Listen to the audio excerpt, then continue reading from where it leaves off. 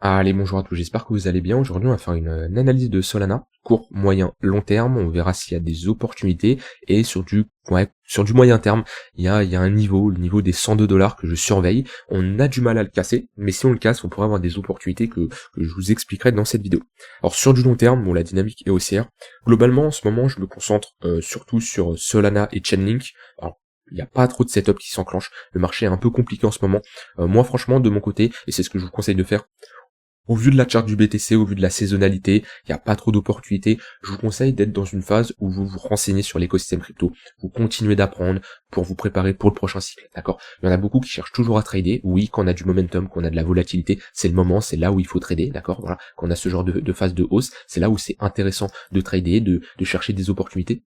On voit que là, depuis quelques semaines, le marché ne fait pas grand-chose, d'accord? Alors, je ne dis pas d'ignorer le marché, je dis pas de ne plus être devant les charts, mais je dis de beaucoup moins être devant les charts que quand il se passe quelque chose, et de faire autre chose. On peut farmer les airdrops, on peut se renseigner sur l'écosystème crypto, on peut se former, voilà, il y a plein d'autres choses à faire. Moi, en ce moment, je trade beaucoup moins, j'ai pas énormément d'opportunités. Déjà, le BTC, voilà, j'ai pas mes conditions pour chercher à long le marché ici, c'est pas terrible. Chercher à short, on n'est pas également dans une bonne zone. Les altcoins, ils font pas grand-chose, et moi, actuellement, les seuls altcoins que je vois fortes dans le top market cap, c'est Chainlink. Chainlink, on est globalement bloqué dans un range, voilà, alors que on a beaucoup d'altcoins qui est en tendance baissière. ADA est en tendance baissière, Avax est en tendance baissière, Atom est en tendance baissière. Alors, quand je dis en tendance baissière, c'est voilà, en daily, on n'est pas dans un range comme Chainlink. Chainlink, c'est clair et net, on est bloqué entre deux bornes. Voilà, Polkadot, on est dans une tendance baissière. Voilà. Solana, on est dans une petite tendance baissière, mais ça va, on n'a pas eu un gros break. Globalement, on a une divergence haussière. Bon, les alts les plus fortes actuellement, c'est Solana et Chainlink, et si vous cherchez à trader sur du moyen terme, vous devez vous concentrer sur les alts les plus fortes. Ça, c'est vraiment important. Je vois beaucoup de gens qui font l'erreur de se dire, ah bah moi, cette crypto a pris un moins 30%, je rentre en position. Alors pour l'investissement long terme, pourquoi pas? Si tu as des convictions sur ce projet-là, si tu te dis que c'est un excellent projet et que moins 30, moins 40%, ça te permet de rentrer sur une bonne zone, pourquoi pas? Mais là, tu achètes la valeur, le but c'est d'acheter, quand je dis t'achètes la valeur, c'est t'achètes un projet que tu estimes sous-évalué pour du long terme, d'accord? Quand on trade, notre but c'est pas spécialement d'acheter une altcoin qui a fait un moins 30, moins 40%, parce que c'est acheter un couteau qui tombe. Surtout sur du court moyen terme, le but c'est d'acheter une altcoin qui est forte, une altcoin qui a du peps, qui a du momentum, qui a un flux, qui a des acheteurs, d'accord? Et ça, on le retrouve pas sur beaucoup d'altcoins. On le retrouve sur Solana, on le retrouve sur Chainlink, mais sinon, pas énormément d'altcoins. Si je regarde par exemple la charte Solana BTC, voilà, c'est exactement ce que je veux voir. On est bloqué dans un range sur du court terme, mais la dynamique reste haussière en weekly, d'accord? On a un flux qui est haussier, c'est ce que je veux voir. Je veux pas voir des charts. Par exemple, j'ai pris ADA, si je prends ADA BTC, c'est pas terrible. On a un petit flux, mais il est beaucoup moins important que Solana. Si je prends Polkadot BTC, c'est pareil. Ouais, la dynamique est baissière, on a une petite pattern de retournement, mais c'est gentil, c'est pas terrible. Sol BTC, voilà, on voit la différence, on a un flux, etc. Alors, pour l'investissement, ça peut être compliqué, ok, parce que oui, c'est plus intéressant à l'heure actuelle, au vu du prix, au vu de la localisation, par exemple, d'investir sur un Polkadot que, il est où Polkadot? D'investir sur un Polkadot parce qu'on est sur des niveaux bas, on est sur une bonne zone de localisation, ok, qu'un Solana qui est sur les 0,382 de Fibo. Je suis totalement d'accord avec vous. Mais voilà, faut faire la différence entre investir et trader. Pour investir, on se positionne quand le marché est horizontal, qui ne fait pas grand chose, quand personne n'en parle, globalement ici, d'accord? Et pour trader, on veut un flux, on veut un momentum, etc., etc. C'est ce qu'on veut. Et chose que j'ai actuellement sur Solana. Donc, on va faire une analyse technique court terme d'un point de vue long terme. Donc, on se trouve sur les 0,382. Moi, personnellement, j'avais pris des profits sur les 108 dollars. J'avais vendu 33% de ma position que j'avais accumulé vers les 30 dollars. J'étais rentré ici sur Solana, j'avais pas spécialement renforcé plus ici. Est-ce que c'est une erreur? Ça peut être une erreur. Maintenant, c'est vrai que le crash de FTX, ça m'a fait un peu douter sur Solana. Ça y joue, quand on voit un projet qui s'effondre aussi bas. Maintenant, voilà, j'avais quand même une bonne zone d'entrée. J'ai pas acheté du Solana à 200, 300 dollars, heureusement. Heureusement, après c'est moi qui prends mes décisions, mais voilà, je suis conscient que je n'achète pas une crypto qui est aussi verticale, ok. Mais voilà, j'étais rentré sur les 33 dollars à peu près parce qu'on était dans une bonne zone de localisation, ok. Et voilà, depuis j'ai pris 33% de profit J'ai clôturé 33% de ma position au niveau des 108 $.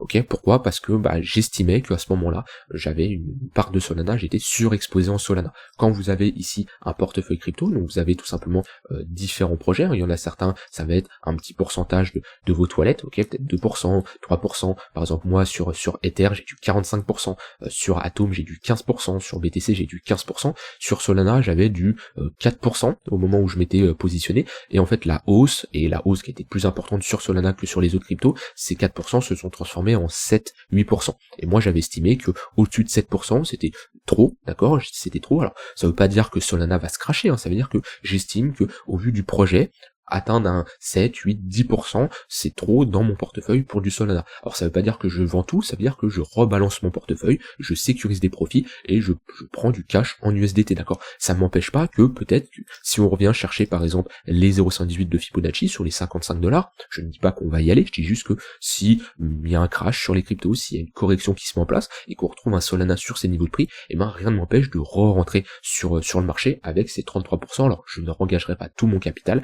mais peut-être une partie. C'est une possibilité que j'envisage si on retourne chercher ce niveau-là. Et ça, c'est vraiment important d'avoir un suivi au niveau de votre portefeuille, de savoir comment est réparti, hein. Donc vous avez tout simplement parmi les 100% de votre crypto que vous allez avoir, ça va être réparti en différents montants, d'accord? Et voilà, faut bien être conscient que si une crypto connaît une forte hausse, elle va grignoter la part de ce camembert sur les autres, d'accord? Et si vous sentez trop exposé, admettons demain vous investissez dans une crypto, dans un shitcoin, vous mettez 1%, il pomme tellement que il passe à 60%, ok? Vous êtes bien d'accord que vous allez rebalancer, vous allez avoir un rebalancing de votre portefeuille, d'accord, pour réduire, prendre des profits et rallouer ces profits dans les autres projets, ce qui est logique.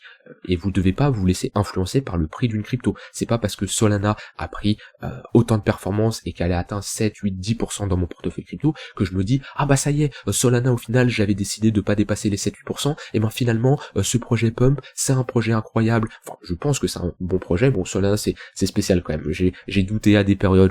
Solana c'est on va dire la seule crypto qui j'arrive pas à avoir un avis tranché.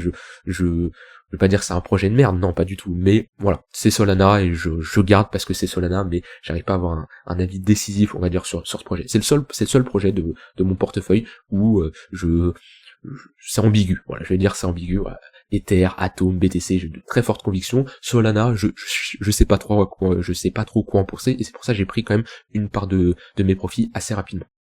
Et le prix d'une crypto ne doit pas vous influencer sur comment vous allouez votre portefeuille. C'est-à-dire que moi j'avais estimé qu'au-dessus de 7-8% c'était beaucoup pour Solana, et c'est pas parce qu'on arrive à ces 7-8% assez rapidement que je me dis non, finalement Solana c'est 20%, puis après on va atteindre ces 20%, 30%. Non, c'est pas comme ça que ça marche. Il y a une différence entre le prix d'une crypto et la valeur qu'on lui donne.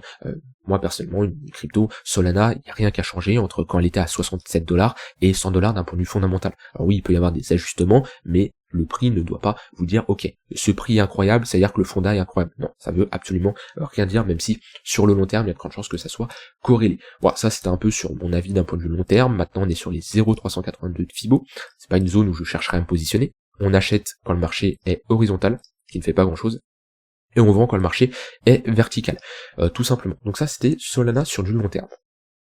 Sur du court terme, on a un flux qui est haussier. On a une divergence haussière qui est validée, ok, on a un bon rebond en V-bottom. Alors souvent ces rebonds en V-bottom sont amenés à être testés pour transformer ça en W. Moi pour le moment je ne cherche pas à me positionner, ok. Il y a un niveau que je surveille, c'est les 102 $. C'est un niveau clé. On a ici notre structure de top de marché, on a notre ligne de coût, et on voit qu'on a tenté ici de réintégrer, on s'est fait rejeter, une nouvelle réintégration, on s'est fait rejeter, et on se fait rejeter encore une fois à ce niveau-là. Là déjà, peut-être s'il y en a qui ont fait l'erreur, attendez toujours la clôture. Ici on voit que on a dépassé ce niveau-là, on a été chercher les 106 $, peut-être qu'il y en a qui se sont dit ça y est, on a une clôture bullish, c'est parti. Non, on attend toujours la clôture parce que on a des acheteurs qui ont poussé, mais on a des vendeurs en fin de journée qui sont manifestés. C'est là l'importance d'attendre la clôture. C'est pas le genre de pattern que j'aime bien voir en général, d'accord, ça nous montre qu'on a des vendeurs qui sont présents et c'est pas encourageant. Maintenant, que ça soit encourageant ou pas, ça m'importe peu. Moi, tant que je vois pas une clôture daily au-dessus des 102 $, alors quand je dis au-dessus des 102 $, je veux pas avoir une clôture à 102 $ et 19 centimes. Non, je veux un vrai break, 104, 105 $, repasser au-dessus de ce niveau-là. Si on repasse au-dessus de ce niveau-là, pour moi, on aura quand même de fortes probabilités de faire un nouveau sommet. Donc, je commencerai à si j'ai des setups qui s'enclenchent sur des pullbacks, à chercher des achats avec une zone d'invalidation qui est très simple. Ma zone d'invalidation, elle va pas être ici. Ma zone d'invalidation, elle va être sous ce creux-là, d'accord? C'est-à-dire que si je ne fais pas de nouveau plus bas ici, globalement, je consolide aux alentours de cette zone de résistance et que je la break, ok? J'aurai une zone d'invalidation sous ce creux-là où j'invalide mon scénario de faire un nouveau sommet sur Solana si tout simplement on clôture en dessous de ce niveau-là, parce que voilà, on doit avoir une zone d'invalidation quand on trade, et moi j'estime que si on repasse encore une fois en dessous des 102 $ et qu'on fait quelque chose comme ça, et moi je préfère tout simplement sortir de ma position. Donc pour le moment je n'ai aucune position sur Solana, mais si on commence à franchir cette barre des 102 $, et je crois qu'on l'a rattaqué dans la journée là, je l'avais vu, hop. Voilà, on l'a rattaqué dans la journée, on se fait rejeter. Pour moi ici, j'ai pas de setup qui s'enclenche. Par contre là, oui, c'est vrai qu'il peut y avoir des setups de short. Je ne chercherai pas moi personnellement à short pour le moment, mais c'est vrai que si on commence à se faire rejeter ici, qu'on valide cette structure de retournement, on est dans une bonne zone de localisation. On est quoi, 0,5 de retracement? Ouais, on est vers les 0,5 de retracement. Si on fait ce genre de pattern, pour le moment, la dynamique est haussière. En 4 heures, on voit qu'on est dans une dynamique haussière, mais on a un affaiblissement. C'est normal, on a eu ici un mouvement à la hausse, un second, un troisième, un quatrième. À partir de 3-4 impulsions à la hausse, ça commence à faire beaucoup pour une tendance, et souvent on a un affaiblissement. D'accord? La même chose ici, on a eu 1, 2, 3. Voilà, on a eu 3 impulsions baissières, ça c'est pas une troisième vu qu'on est toujours dans notre range. Voilà, pareil, ça nous a provoqué une divergence haussière, ce qui est normal, d'accord? On a un affaiblissement et on a besoin en général d'avoir un retracement pour, pourquoi pas, avoir un prolongement de notre dynamique baissière, qui est baissière actuellement en daily. Maintenant, voilà, ce que je vais surveiller, c'est si on a un break de ce niveau-là, ok, bah pas de souci, hein, je chercherai pas à se prendre des longues dans tous les cas, et si j'ai des retracements dans mes moyennes mobiles, donc ça veut dire que là, vous voyez, on a le 1 heure qui est sur ce niveau-là, si on clôture en dessous de ce niveau-là, on aura sûrement un cross du 15 minutes sous le 1 heure, des moyennes mobiles qui seront orientées à la baisse, je chercherai à prendre des shorts dans les moyennes mobiles. Pour le moment, on a des moyennes mobiles qui sont à la hausse. Voilà, on a un tunnel 1 heure qui faisait bien office de support. On l'a vu ici, voilà. Tout simplement, ça c'est le but de trader une tendance. Moi je vois ici un break du tunnel 15 minutes, un essoufflement sur du 1 heure, un momentum qui est assez bearish. Ça me laisse entendre qu'il y a de grandes chances qu'on soit bloqué dans ce range-là. On a des moyennes mobiles qui sont plates. Là, le tunnel 15 minutes, on peut plus rien en faire. Moi, le tunnel, je l'utilise quand on a un flux qui est haussier ou baissier. Ici en 4 heures, flux haussier, ok, ça c'est parfait pour faire de la continuation de tendance. Quand on commence à break le tunnel 15 minutes, ça m'indique que, attention, affaiblissement au niveau des acheteurs, on a des chances de rentrer dans un range, ok. Et si on commence à break ce niveau-là, cross du tunnel 15 minutes sous le 1 heure, là il y aura des setups de short à prendre. Voilà, sur Solana, pas grand chose à dire de plus. Si on fait un nouveau sommet, on va regarder ça. Si sur Solana on fait un nouveau sommet, tac, on va voir les extensions qu'on peut avoir. Hop.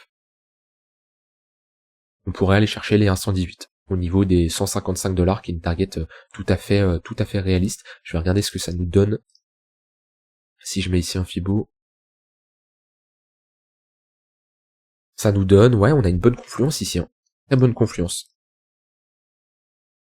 C'est un niveau qui fait sens. Voilà, on consolide autour des 0,382, c'est un niveau qu'on consolide autour, hein, c'est normal, c'est un niveau qui n'est pas facile à passer, c'est le premier arrêt, ok, où on a techniquement des vendeurs qui ont des chances de se manifester. Ici on était bloqué dans un range où on a tout simplement des acheteurs qui ont été bloqués, on leur donne une porte de sortie pour clôturer leur position, c'est pour ça qu'on a également une réaction plus des prises de profit d'acheteurs. Voilà, c'est tout à fait normal de consolider, et même c'est sain. Ce qu'on veut voir, c'est des consolidations. Une crypto qui fait boom, non, parce qu'en général si elle fait boom, c'est pour faire ça juste après, d'accord. Ici, si on a des phases de consolidation, ok, dites-vous que si on les break, ça sera plus tard des niveaux de support qu'on aura plus de mal à passer. Une crypto qui pomme trop vite, en général, elle retrace extrêmement vite, d'accord. Donc voilà, si on break ce niveau-là, le prochain niveau, très bonne zone de prise de profit ici, que ça soit sur du long terme ou même sur du moyen terme, ici, c'est une bonne zone, d'accord. Des gens qui sont rentrés ici, là, on a, ouais, une bonne zone de prise de profit sur Solana, aux alentours des 150, 160 $. Zone de 0,118, 1,118 de ce mouvement-là, on a la ligne de coup de cette structure de top de marché ici, très bonne confluence. Et voilà, ces extensions de Fibo s'activeront uniquement si on fait un nouveau sommet, mais si on fait un nouveau sommet, ici on a de grandes chances d'aller chercher cette zone-là. Alors rien n'empêche de prendre des profits sur la montée si vous êtes rentré sur un trade moyen terme, mais ouais, ici je vois si on y va, je vois un Solana qui consolidera autour de ce niveau-là. Je dis pas qu'on va faire un top ici, mais techniquement on est censé avoir des vendeurs qui se manifestent sur ce niveau de prix. Voilà, rien d'autre à ajouter de plus. Donc voilà, ce qu'il faut surveiller, c'est les 102 $. Ok, ça sert à rien d'anticiper la cassure. Pour le moment, on la casse pas.